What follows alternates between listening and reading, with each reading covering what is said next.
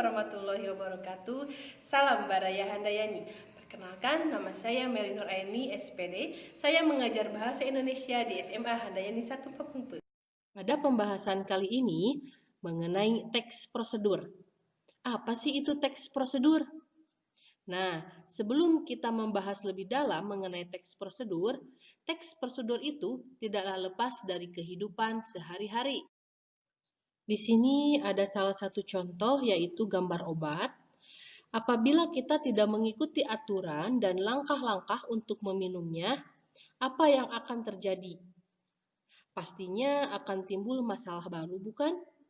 Nah, untuk itu kita harus memperhatikan cara dan langkah-langkah dalam meminumnya. Nah, di sini ada pengertian teks prosedur. Teks prosedur adalah teks yang berisi cara, tujuan untuk membuat atau melakukan sesuatu hal dengan langkah demi langkah yang tepat secara berurutan, sehingga menghasilkan suatu tujuan yang diinginkan.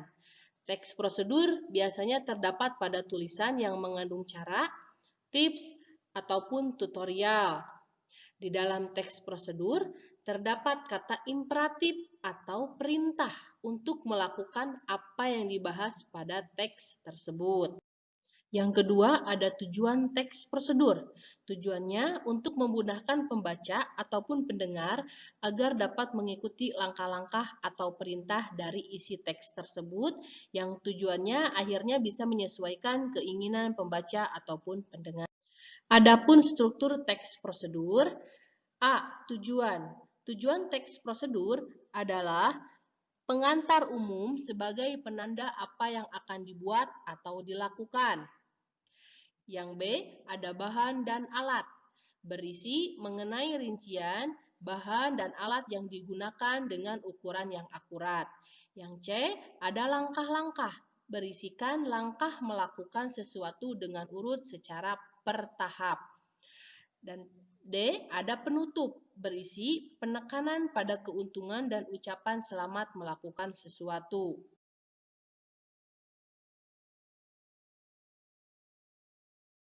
Yang keempat, di sini ada ciri-ciri teks prosedur. A. Menggunakan kalimat perintah atau imperatif. Kalimat perintah merupakan kalimat yang mengandung makna meminta atau memerintah seseorang untuk melakukan sesuatu. Contohnya, 1. Tolong matikan keran air itu. Yang kedua, jangan membuat ribut anak-anak. Yang ketiga, saya minta kerjakan tugasmu tepat waktu. Yang keempat, menggunakan kata kerja aktif. Kata kerja aktif yang memberikan suatu tindakan kepada objek, misalnya menyiram, membungkus, melempar, dan lain-lain. Menggunakan kata kerja penghubung atau konjungsi. Kata penghubung yang menyatakan waktu kegiatan yang hadir dan bersifat kronologis. Contohnya ada selanjutnya, berikutnya, kemudian, lalu, dan setelah itu. Yang D, menggunakan kata kerja untuk menyatakan rinci waktu, tempat, dan cara yang akurat. Contohnya, ibu mengiris lobak menggunakan pisau tajam. Yang kedua, Inta menyiram bunga dengan tangki air miliknya. Dan yang ketiga, aku harus pergi ke rumah paman sekarang. Nah, di sini ada salah satu contoh teks prosedur. Kenapa sih ini disebut salah satu contoh teks prosedur? Karena di dalam gambar tersebut ada menggunakan langkah-langkah. Di sini contohnya 6 langkah mencuci tangan.